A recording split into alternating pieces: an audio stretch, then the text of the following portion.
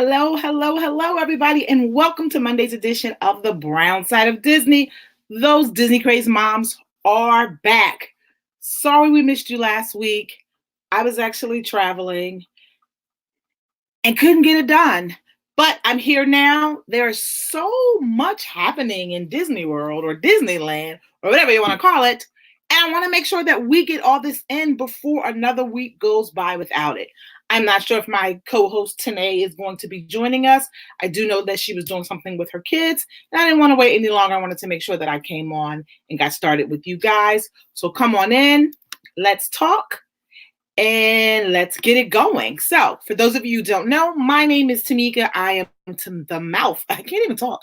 I am the mouth of IG at Tamika Talks, and I'm the thought leader at Life and Pumps, where I am based in the Philadelphia area. So let's see. We have some people who are on. Hi, April. Thanks for joining. Looking forward to chatting with you. So much has been going on. I can't wait to hear your thoughts and all of that. We're going to wait, give people a few more minutes to kind of get on and get notification that we are officially on live. I do know a few people have messaged me to see if we were actually going live. And of course we are. I know I told you guys, if I can, I'm going to be here to get it done. Well, hello there, Sai. Thanks for joining us. And while we're here, everybody make sure that you tell Sai happy birthday. Today is his birthday. Wouldn't it be great if he could have celebrated his birthday at the most magical place on earth? I think he should take me too, right? You guys agree? I think so as well. But thanks for joining. So guys, let's start chatting. Whew, let's see. I literally took so many notes and I had to decide what was I actually going to talk about because there was so much going on. So first up, let's talk about the Star Wars hotel that opens in 2021. So in case you guys don't know, the Galactic Star Cruiser is going to be a 2-day, 2-night, completely immersive hotel. And reservations are going to open later this year. And basically, the Walt Disney World's Imagineering executive producer, Ann Morrow, said that this is going to be a completely new type of experience. Think about it. You're going to live on board a Star Cruiser, and you get to get wrapped up in all the Star Wars story. How amazing is that? And I say, even if you are not a Star Wars fan, just imagine experiencing living in a Star Cruiser for 2 days. You'll definitely be a fan after that. Not sure how those prices are going to look. And if I know what I know, once they release the date, it's going to go very quickly. So if you're interested, get ready, get those fingers ready, maybe get that screen up. As soon as we know when the actual date is, I will definitely come to you guys and make sure that you know. So, how much are you guys willing to spend for a pair of Disney ears? Have you thought about it? I feel like we all go to the parks. We all come home with a souvenir. And, a lot of times we budget that into our trip. We know how much we're going to spend on souvenirs. And, ears are roughly what? $30, I guess, at best. How much would you spend? Would you spend $100? Would you spend $200? What about if these ears were adorned in crystals, precious crystals? What about if you could get Disney a headband that is adorned in over 300 hand-sewn crystals? Would you buy it?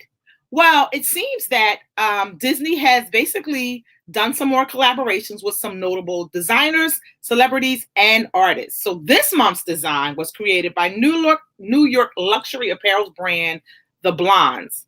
Guess how much it retails for, guys? Just take a wild guess.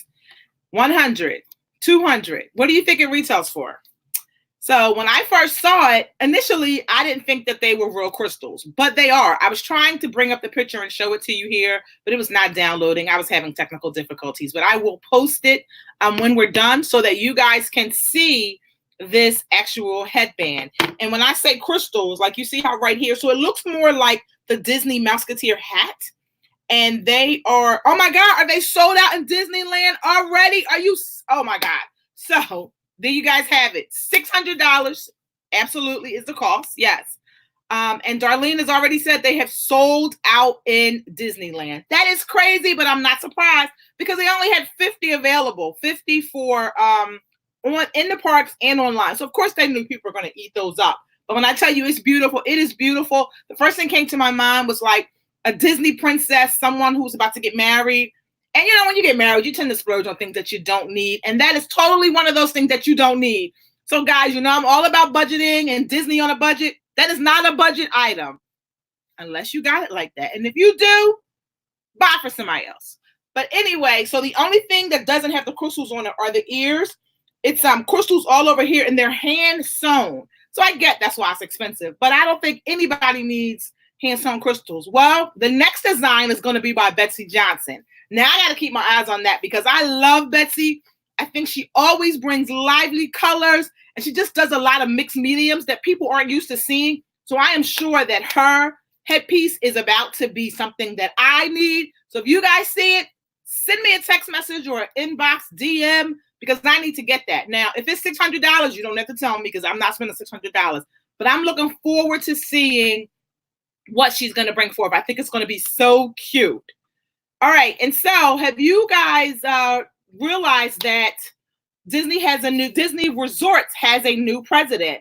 And so Josh D'Amaro basically is not new to the Disney enterprise. He spent lots of years at Disneyland, but now he is over Disney World Resorts, and he is taking a hard look at the flaws in the fast pass process. So that's going to be interesting because if you guys know, if you go to Disneyland, there is no fast pass that you would pre-purchase months in advance. So when people are making reservations for Disney World here, for a lot of people, it is so stressful, which is why I tell people, if you are not ready to experience that kind of magic and that magnitude, get you a travel agent. You don't pay for them. However, if you want to be a part of planning, like I always do, the only way to get fast passes for some of the famous attractions are really to get them months in advance. And that means that you've got to either plan out your itinerary or be free with it, and that you will get whatever fast pass you can get and work it out like that. So what he's just announced is that basically he's there now and he is going to revamp the process. Now, some are saying that he may get rid of it because if you think about it, if you are a spontaneous travel, you know how I am, last minute, really don't want to plan totally ad hoc, fast passes don't work in your favor unless you just luck up and you get to the park and you're able to get some. But in Disneyland, you can only get them the day of. So if he rolls that out in Disney World, I think that's going to be a little chaotic. So yeah, we'll see how that works. But he wants to make it more accessible because he's like, millennials are not booking out like that. They're just not doing it. He's like, they're deciding on Wednesday they want to come on Friday. And that's true for some people, but I don't know how many people actually plan Disney trips last minute and spontaneously. What do you guys do? I mean, do you guys plan months in advance? Are you okay with going last minute? Now, I pop in last minute just because sometimes it's just easier. If I find a cheap flight, I'm like, I'm heading out. But there aren't things in the park that I'm like, I've got to see other than Animal Kingdom, but I don't need a fast pass for that. So I just wonder, like when you're planning, especially with Magic Kingdom, because if you're there with your kids, they see it, they're seeing everything. Disney sends you these amazing video clips of what you can do in the park. And your kids are like, I want to do this. I want to do that. I want to do this. I want to do that. And the popular attractions are very hard to get in. Just like I have some friends who just saw Pandora this summer because they couldn't get in any of the other times. Because whenever they got there, they didn't do fast passes. And there was never, the wait was like hours. And they're like, I'm not waiting this long because we only have a small amount of time here in the park. So it's going to be interesting to see how they handle that. The other thing is they're talking about staggering the entrance points. Like when you buy a ticket, it's going to be timed to tell you what time you can actually come to the park. Now, for those of you who are Disney World lovers, you know that now they have something called Midday Magic Pass, where basically you can come in at noon, and it's for a reduced rate. It's usually like $69 per person plus tax. And then there's even one for after dark. So, the price changes with that as well. And so they've been getting really good responses with it because what happens is people who have younger children definitely want to be there when the park's open. They want to get it in, do what they need to do, and maybe get back home at noonish or a little afternoon to get their kids a nap. So now this enables those people who are okay going in the afternoon, like me. I don't need to go early in the morning. I actually prefer to sleep in and then go. I can buy a cheaper ticket or after dark because, I love the after dark because I'm all about Disney without my kids. If you're willing to do after dark, you can also get a reduced ticket price.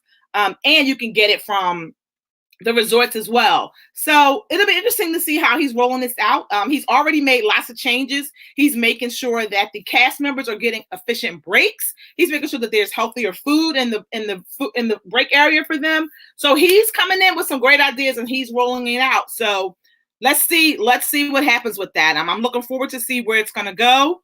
And like I said, basically he wants it to be less stress and planning for this trip to Walt Disney World. And he realizes just, what it's putting on people. Oh, wait, it looks like Tanae is here to join us. Let's see. Well, hello there. How are you? We can't hear you if you're talking. Nope, we can't hear you. If you guys can hear her, tell her. Maybe I just can't, but I can't. Cassia says she loves rope dope time. Okay, all right. Yeah, exactly. Right. A lot of people like that as well. So let's look here. We see at the comments.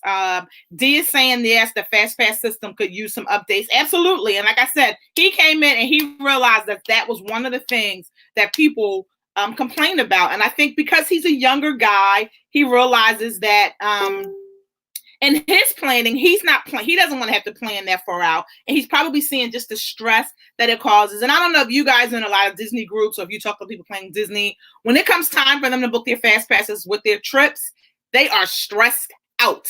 Like either, especially if they book it themselves, they're like, well, I want to do this. Here's my itinerary. What do you guys think? And I'm like, it should not be this stressful. It should be a fun time. And you don't want to be so stringent that one thing goes wrong and then your day is all off, because it can happen. Let's see. Let me see. Darlene says she loves Betsey Johnson. So do I. I cannot wait until they drop these ears. So if you see them, please let me know, because I feel like I need them. But once again, if they're $600, I don't need to know about them. Send me a picture, because I'm good without that. Let's see. Oh, D says, hey, Tanae and Tamika. Hi, how are you? We hope things are well. So let's see. Yes. So that is that. So next up, let's take a look at the Oscars. So first, we want to make sure that we congratulate Toy Story 4 on its win and Ford versus Ferrari on its win. I don't know if you guys saw Ford versus Ferrari. Are enthusiasts, hence the reason that I actually went to see it. It was pretty good, But Toy Story 4, you guys know how we felt about that. We were like racing to the theater to get to see it. I got to see some screenings. We did some giveaways with it. I was very happy to see that it won and it beat out. A lot of people were telling me it was going to be missing because it got really good reviews. Surprisingly, I wasn't that in love with it, but what do I know? But it won. Nonetheless, I was happy to see that it won. They brought home the Oscar. There were lots of pictures floating around on Twitter about it, where you saw the cast members and how they were excited. So congratulations to them on their win. I'm looking forward to what else is going to come in Disney shows. And so a lot of people were saying, how Disney Plus is rolling out so many of these animation shows, basically to be in the running. So I feel like next year, Disney Plus is going to be really like neck for neck with some of these other ones. So Netflix and Hulu, you guys better get ready. Disney Plus is coming for you. If you've not seen Toy Story 4, it is now available on Disney Plus. How ironic is that? They made sure that it was ready so people could see it as the Oscars were rolling out. So check it out. Let us know what your thoughts are. We would love to talk Toy Story 4. We could probably talk this Toy Story Enterprise all day long. It was great. Next, we have got to congratulate Matthew Cherry on his win for Black Love. It was so great to see him. What happened? If you're talking, we don't know what you're saying. What? I don't know what she's saying. So I'm gonna stop trying to figure out what she's saying. So yes, it was so great to see that he won for Black Love. Him and Tolliver. What is her name? Lisa Ruber Tolliver? I wanted to be. I'm sorry if that's not her name. That's horrible. But it was so great to see them. They were so excited about it. And I don't know if you guys follow him, but he had done this tweet years ago where he talked about, did I not say hair love? What did I call it? I don't know. Okay. Hopefully I said hair love. Yes, hair love. So years ago, he had posted this tweet about how he wanted somebody to pick up this animation because he believed it was Oscar winning. And look what happened. He got it. He claimed it. It was so exciting. But what I also loved is that he brought in with him the young man who basically was told by his high school that he cannot graduate if he did not cut his dreads. And so when I tell you, it was so significant in this time, and it was just crazy how it all unfolded and how they got connected to him. And they took him on the show. He looked so nice. He had his dreads. Of course, he did not cut them. And they talked about the importance of this documentary and actually what it will mean to our children. And he is actually going to be the producing tomorrow's episode of Blackish. You guys know how I feel about my ish, so make sure you guys tune in. Yes, he's going to be the producer tomorrow on the Valentine's Day edition for Blackish. But let's talk about Blackish. Oh, she said I said Black Love. I like Black Love too. I do. I like Black Love. But yes, he won for Hair Love. I don't know why Black Love came to my mind. But Hair Love. He won for Hair Love. You've not seen it, check it out. There are lots of little clips. You can catch it on Twitter as well. So totally tune in. It was so cute. And those of us who have kids, which most of us do, and it's not a girl thing or boy thing. We all have kids and all their hairs have to be combed. It's a perfect story for them. So definitely tune in and check that out. The other thing I want to talk about with the Oscars, and that I noticed, so I generally watch them because I just want to see the fashion. Not going to lie, I was not excited about it. I've not been excited about the Oscars in a while. Wasn't really sure what to expect. Was a little surprised to see Eminem. I don't know how you guys felt about seeing him. I don't even think I knew that he was still like rapping and doing his thing. His performance was good. He did a good job.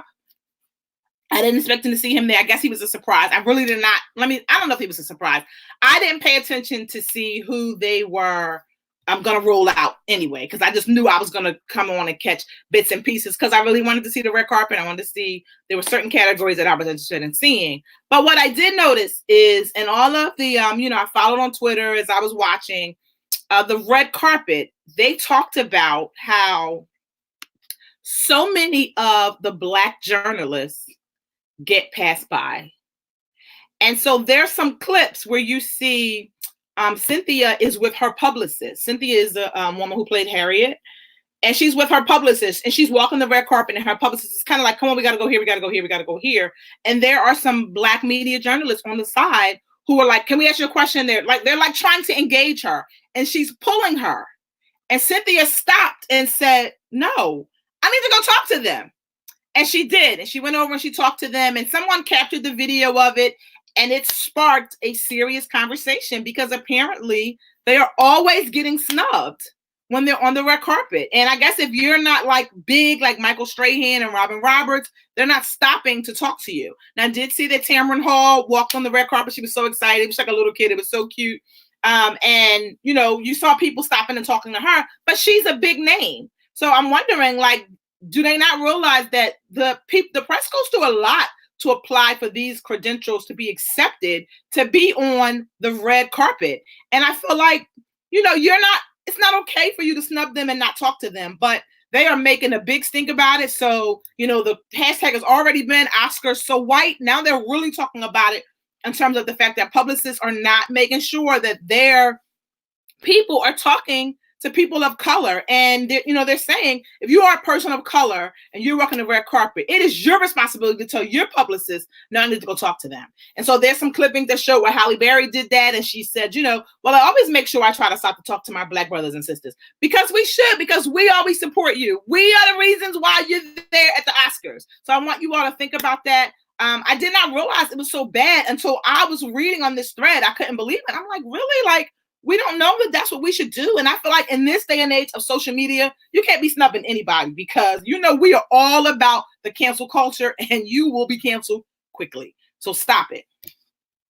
Okay, so since Tanae can't talk here, let's see. She said this is a thing she's heard before. There are a few Black actresses, name escaping her, that mentions how intentionally they're about to speak to Black. They have, what? How they have mentioned how intentional they are about speaking to Black. Right. Absolutely. Yes. Right. Halle Berry is one of them. She made it a very point to say, because he asked her, like, what made you stop? And that's what she said. She's like, no, I need to speak to you guys. Because why wouldn't you? I mean, it's important. So I love that Cynthia did that. And, she's like, wait a minute, I'm not too big that I can't stop and talk. And so it's important. And I think that is a message that we need to constantly send to the media. Constantly to the celebrities that we we kind of give praise to. We like to go to these events because we like to spot our people, to cheer for them, to show them on. Like everyone said, it's February. I'm cheering for everybody Black. So I can't cheer for you if you're not even going to give me 5 minutes of your time. I'm going to get off my soapbox spiel for today. So the other thing that I wanted to talk about with Blackish, if you guys saw where I posted just kind of a little graphic about what I wanted to talk about today, and I wanted to talk about sheltered kids. So Blackish, last week's episode, they talked about where Diane and Miles were really kind of like, they wanted their parents to drive them everywhere. And their parents are a different era, like my era, really, where, we wanted to go somewhere. We caught the bus, we rode our bike, we hopped with a friend, we walked. We didn't care. Our goal was to go wherever we wanted to go. And I feel like our children nowadays are so used to just hopping in our car and we taking them everywhere that they are not experiencing what it's like to really kind of be out and about in the street and learning and exploring. Now, I guess it's a little different for you guys in New York because you kind of take the train everywhere. But at what point do you allow your child to take the train by themselves? So here in Philly, I was taking the train when I was by myself at least 10 or 11 because I wanted to go places. I wanted to go downtown.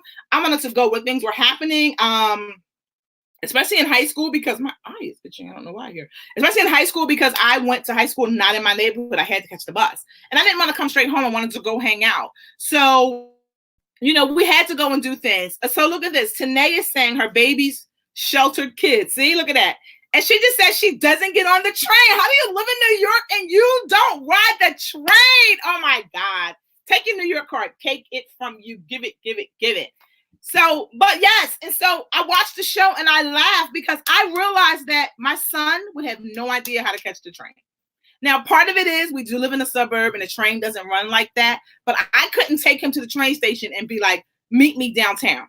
He would not know what to do. And so I need to, encourage him to learn how to do some things. Yes. Okay. So look, Minister Deidre is saying that, yes, she was on the L, the Broad subway. Yes, all of those. So those are Philly things for those of you who don't know. It's Philly's transportation system. So we have the L, which is an elevated train, with the Broad subway, which is an underground train. And then we have buses all over. So these are the things that we took because it was how you got where you had to get to. Like my parents always had a car, but they would be like, no, I'm not taking you. And I was like, I'm going somewhere. I don't care. Now, what I do realize is that it's not so easy nowadays to really throw our kids out into the wild, I guess. Because we do know that the world is not very nice to our brown children. So that is one thing I am always conscious of. And while I want my son to go out and experience the world and do things, I always have to hold back and kind of have a sigh, okay, do I do this? And so it's a tug for me. So Darlene is saying that she's way too overprotective to allow her kids to do this. She lives in Orlando, so we have to drive an Uber everywhere. Okay, right. So I didn't realize, doesn't Orlando have a bus system? Can't you drop them kids off at a bus? So I just feel like we should try. I'm going to hold myself to this as well and see what it would be like if not in the winter, maybe in the spring, if we just kind of let our kids go out and, experience what it would be like to ride public transportation. Who knows? What do you guys think? Okay, so yeah, so it looks like a lot of you were saying that basically you live in a city where you didn't need a car to get around.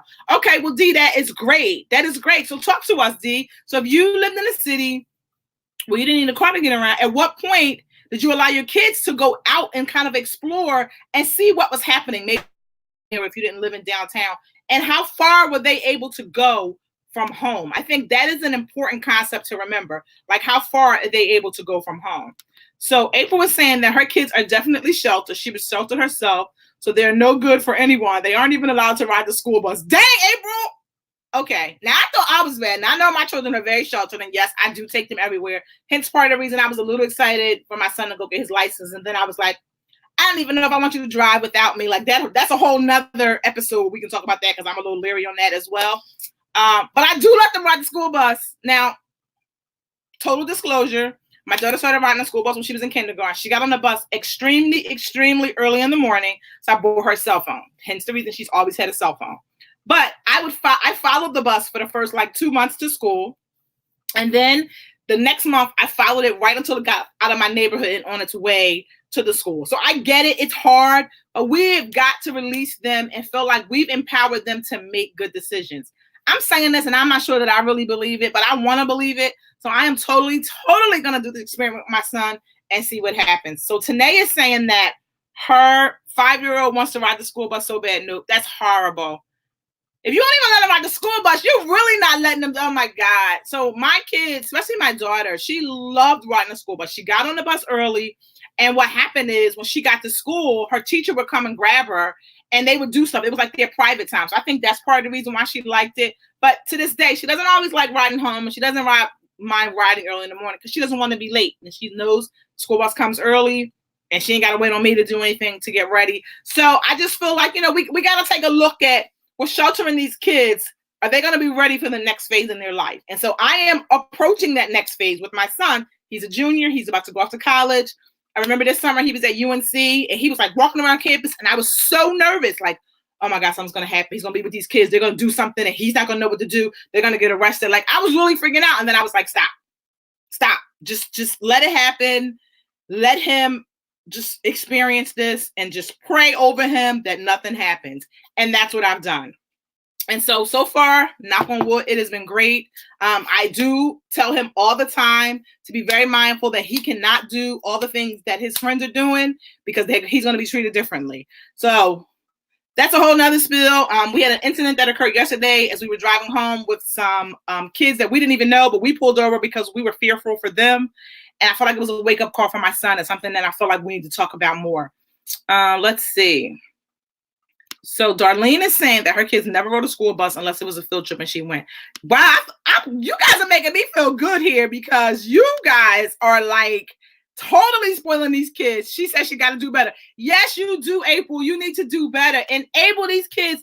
The school bus is where you should, I don't want to say you should trust because I don't feel like you should fully trust anybody with your children, but the school bus is where you should feel like you can release a little. See how they behave, how they respond. What happens if they miss the bus, what do you have to do? Right. So Cassie is saying that she missed the bus, she had to walk to school. Dang.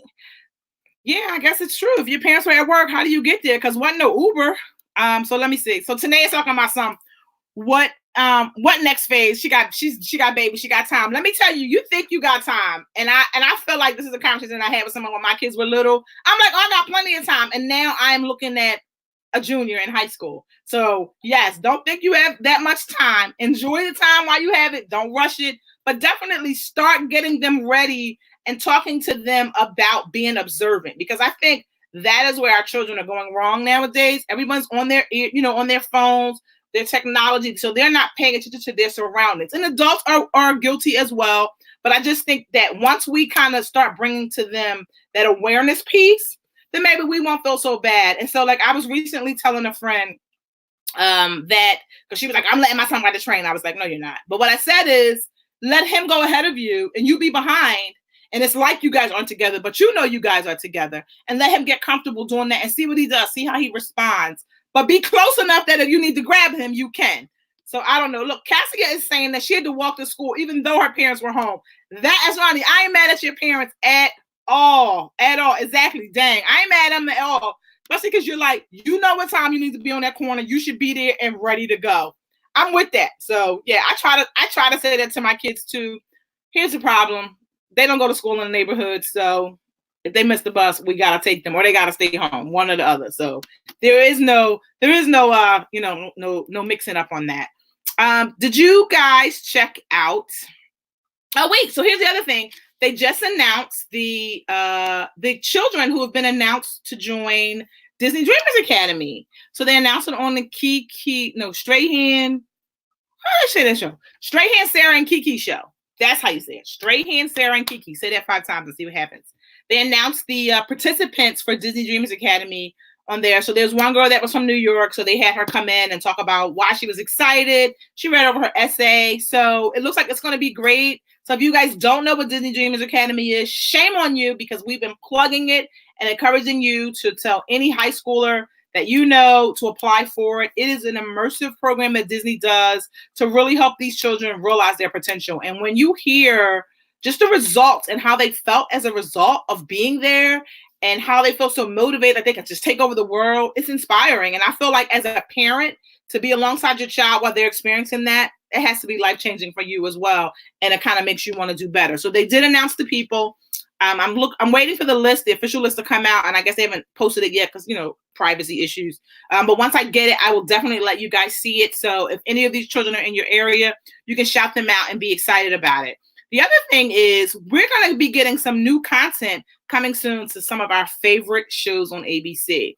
So 13 writers have been awarded Disney's Chanel's Unetta T. Boone, say that 5 times, Comedy Writers Scholarship.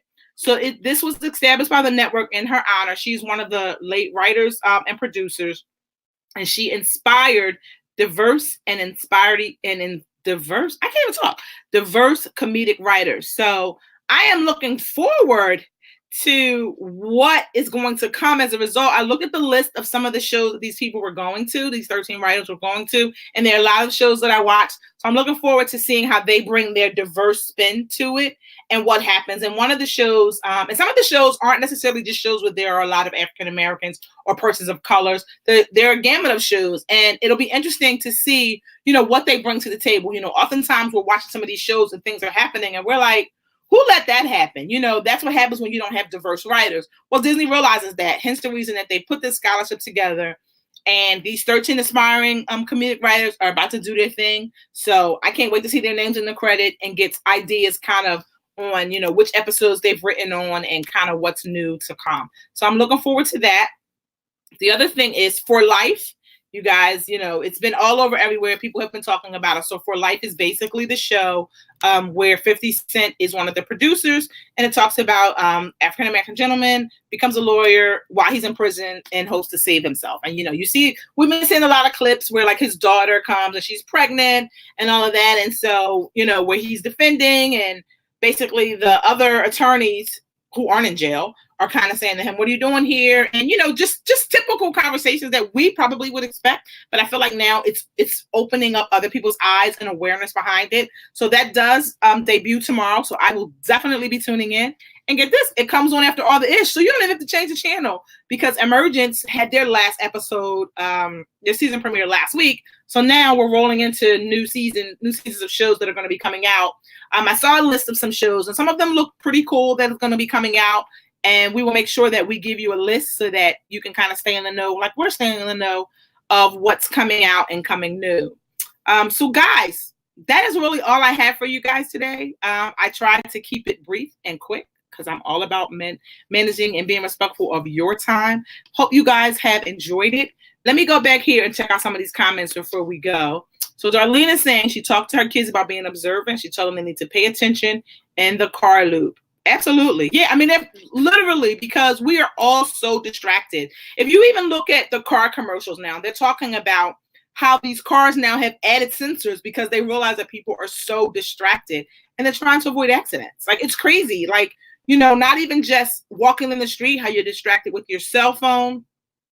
I was just at the car show in Chicago, and a lot of the car brands, what they're doing is they are putting they're having a compartment where you can wirelessly charge your phone, and a lot of them have a door or something so that you can't have your phone in your hand. I think that's important because I feel like if my phone is in a cup holder, even though I can read it on the screen, I don't know. I just feel like I need to pick it up. But when it's not in my line of sight, I won't pick it up. I'll just read it or wait or whatever the case may be. So I think that is something very important to note.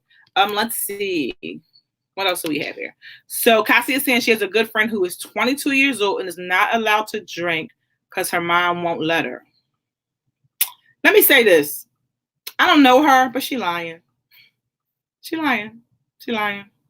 So unless she has like a reasoning behind it, because the reasoning is not going to be because my mom won't let me. One, if she doesn't live with her mother, it doesn't even matter if she lives with her mother, no. If she's in college, if she's went to college, it was just kind of something that we did. I don't know that it was because we liked it. It was kind of like something that we did. And what happened is a lot of kids don't like the way it tastes. So my niece does not like the way alcohol tastes. When she turned 21, I was like, you're going to have your first drink with me. You're going to have your first drink with me because I need you to have an idea of what stuff tastes like. And if you're ever out and something got a funny taste, you know it's not the right drink. So that was my whole purpose in behind doing that. So we had a few cocktails, and she was like, "This is nasty." And I drink a sweet white wine a lot, and she's like, "Yeah, this isn't good." And so I feel like she knows that now. So now she's experienced it, so she can be like, "Yeah, I've done that." So unless this young lady has been drinking with her mother or drinking with an adult and does not like the taste, or there's a medical reason, I don't believe it. She literally gonna have to like give me a breathalyzer or something. I need to come scan her house, scan her room, follow her for a couple of days to see. I mean, we are social drinkers. Even so, me, prime example. I am keto-ish. I ain't been telling people I'm on keto. I'm keto-ish. I'm just being very mindful of what I've been eating. So while I was away in Chicago, you know, the car brands were like feeding us and just giving us everything to drink. I was like, no, I don't want anything to drink. And next thing I know, I got a drink beside me. I'm like, oh, I might as well drink it. So, like, it's what happens. We're social drinkers. So, yeah, I don't know how much I believe that. Yeah, not falling for that one. You might need to get some more deets on that one. All right, yes. Minister Deidre is saying we had to catch SEPTA everywhere. It was very safe back in the day. Now it's too many wicked people who aren't concerned about the children. I agree. And that's the one thing that keeps me so apprehensive about just letting my son out into the world. Because I think back, like, you know, my parents would let me go anyway, as long as I was home. But for the street lights come on, I swear to y'all, there are places that I went that my parents don't even know I went. Like, I would just be like, oh, where y'all going? All right, I'm coming. But I got to be back home. And I was intentional. Like, I got to be back home or I'm going to get in trouble. Because I felt safe. Now, I don't feel like these kids are safe. You know, and I also don't feel like if something goes wrong, that people are going to step in the gap. I think that is the biggest concern that I have, that people aren't going to step in the gap and help. Because one, especially with my son, you know, a lot of people just are afraid of African-American boys. And I'm not saying it's their fault. All I'm saying is it's our fault. It's society's fault, you know, and until we can rectify that, that's always going to be an issue for me. And I don't ever want somebody to see my gentle giant and be alarmed and be afraid and then something happens. So that is always my concern. Yeah, I'm working on it though, guys. I totally am. Let's see. So Cassie is saying, yeah, she agrees it could be, but she's heard from a lot of others that she refused it and they do not drink in the house. All right, I don't know, but yeah, I want you to follow. Yeah, exactly. Like Tanae just said, follow her for a few days. Yeah, I need to know what the deal is, because I'm just wondering, like, and it could be like, I'm not saying, no, I did call her a liar. Yeah, I'm sorry. I feel like I said, unless she has tasted it and is like, no, I don't like it, or medical reason, I feel like everybody at some point in their life has tried it, you know, and it's not about, oh, I don't drink because my mom said I can't drink. How many things have you done that your parents told you not to do? And then at 21, 22, you're an adult. Exactly, Tanae. I saw that look where you like, exactly. Right. I mean, come on, let's be real. All right, so Tanae is saying she took the subway from Manhattan to Queens every week when she was in the 5th grade. Look at that. Look. Oh, now your kids are too good to do what you did. Oh, got it. Yeah. I get it, though. I get it. I really do. I understand. And I feel like, you know, our parents put us in these programs and had things going for us, and their schedules weren't as flexible as ours are now. And that's one of the reasons why I'm not going back to a traditional job, even though I clearly need to. I love the flexibility that I have to be available for my kids when I need to be. So Cassie is saying she's going to check on it. Yeah, check on it and let us know. Tell her to come on the show and let me ask her some questions, because I'm feeling like, nah, I don't know about that. But thank you guys for participating and commenting and all of that. And hopefully Tanae will get her audio together. But she won't be with us next week. So yeah, she's traveling. So we won't see her next week anyway, but I will be back. And guys, thanks for joining. See you next week. Have a good week, guys. Bye.